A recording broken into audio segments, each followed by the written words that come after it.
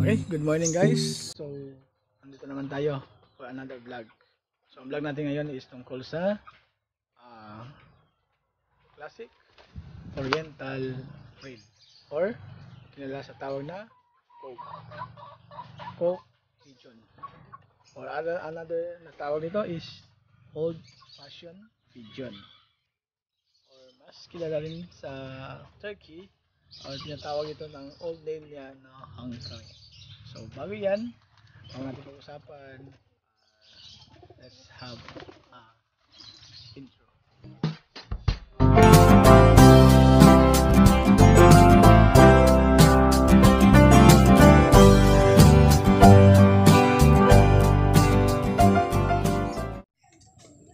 Okay, so once again, magandang araw. So dito naman tayo ngayon sa aking munting ibunan. Nag-alaga ako ng kalapati, mga lovebirds, African lovebirds, kakatail, mga heritage chicken, and fancy chicken. Pero ngayon, ang pag-uusapan natin ay yung nakita nyo sa description, ang ating Coke or classic oriental frill. Ito yung naisip ko ngayon guys, dahil tingin ko ito yung pinakamaganda aside sa mga ibang fancy na mga kalapate, pigeon, ay ito yung pinakamagandang uri ng kalapate.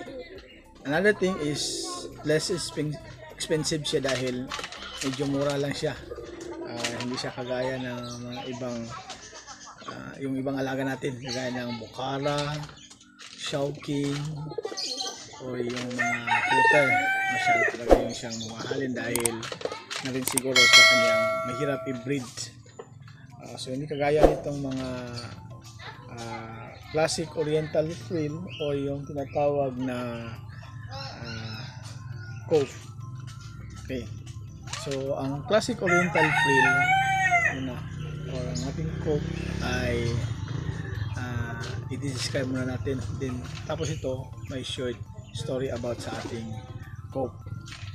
Okay, ang ating Coke ay una, ang kanya ay hindi masyado kalakihan, small to medium size lang ito na klase ng kalapate. Handy lang siya, madali lang siyang hawakan. Okay, yan o, madali lang siyang hawakan, tapos maganda rin. Okay, pangalawa ay unahin natin sa kanyang ulo. Ang ulo niya, ang beak niya is maiksi lang, shorten yung kanyang tuka. Kita nyo guys, so hindi kagaya ng ibang mga kalapati na masyado silang mahaba yung kanyang tuka, yung kanyang beak. So ito yung kagandahan dito is yung parang siyang prinsesa ng mga kalapati. Maiksi lang kanyang tuka. Pangalawa ay mayroon siyang frill, kulubot sa kanyang dibdib. Ito. Ayan o, ayan. Parang siyang balahibo na binaliktad dito kanda.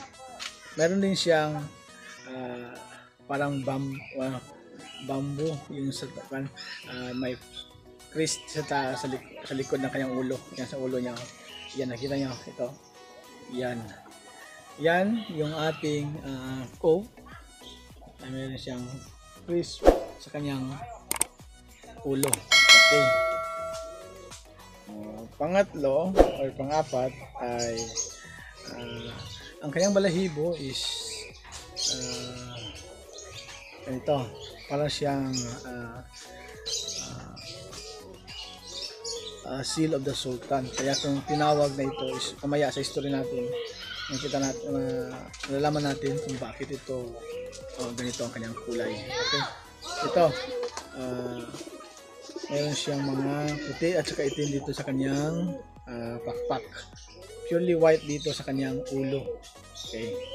Yan yung ating Coke. Pero meron din tayo makikita mga Coke. Yung blondinets ay ito, full ang kanyang mga balahibo. Hindi kagaya ito na purely white ang kanyang ulo. White dito, then dito is mayroon siyang kagandahan. Mayroon siyang mga design sa kanyang pakpak. Yan. Okay.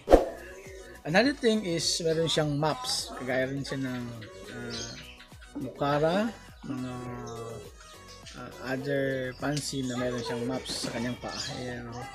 Ito, meron din siyang mga balahibo sa kanyang paa. Yan. Yan yung ating klase ng ating so maganda ito siya, maganda ito guys, maganda ito, alagaan siya. Another thing na maganda dito is madaling siyang paramihin dahil kagaya rin siya ng mga native, mga racing pigeons. Itong coke ay madaling siyang mag-alaga. Magaling siyang mag-alaga ng kanyang inakay. Although maiksi ang kanyang tuka, pero kaya niyang alagahan ang kanyang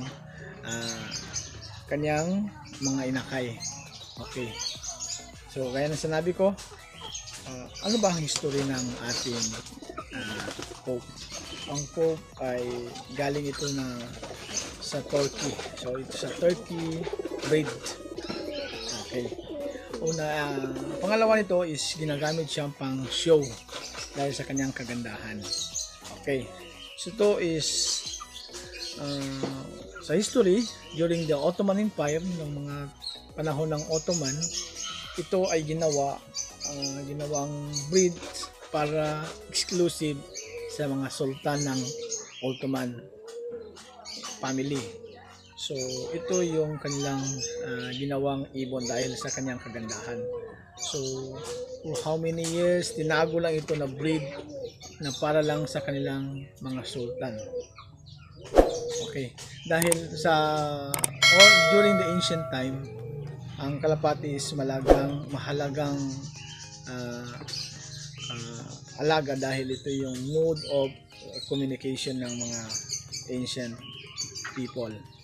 So ito yung ginagamit. Pero itong breed na ito is ginamit lang ito especially sa mga sultan dahil sa kanyang kagandahan at sa kanyang balahibo. Yan. Okay. So yan yung ating mga history, mga brief history lang ng Pope. Ito pala ay sa Turkey, galing kasi ito ng Turkey na breed. Ito ay tinatawag na Hungary or Hungary. Ewan ko ano magtawag ng proper na term ito. Nalaman ko lang ito sa Google dahil search ko. Itong breed na pala ito is Hungary ang tawag. Breed kalaunan, tinawag din itong old fashioned frill or classic oriental frill. Okay, so guys, I recommend, maganda po yung alagaan itong ating, sa may hilig dyan sa mag-iibon, maganda po itong alagaan. Okay. Hindi siya mailap, mabait po siya na alaga, so maganda rin siya. Kung talagang mahilig ka magkalapati, ma-appreciate mo talaga yung ganda ng ating classic oriental frill. Okay, so maganda rin kanyang mata. Okay, tingnan natin ako. Ito meron lang konting, dapat sana ito purely white, meron siyang itim dito konti, parang trademark na rin niya. Okay, so dito pala ako ngayon sa aking isang kulungan. Yung dati natin mga videos doon sa kabila, doon kasi yung mga ibang fancy natin na kalapati. Okay, so ito naman ang pair niya nasa loob. Tingnan natin sa loob. Pasok ko muna para makita natin yung kanyang pair.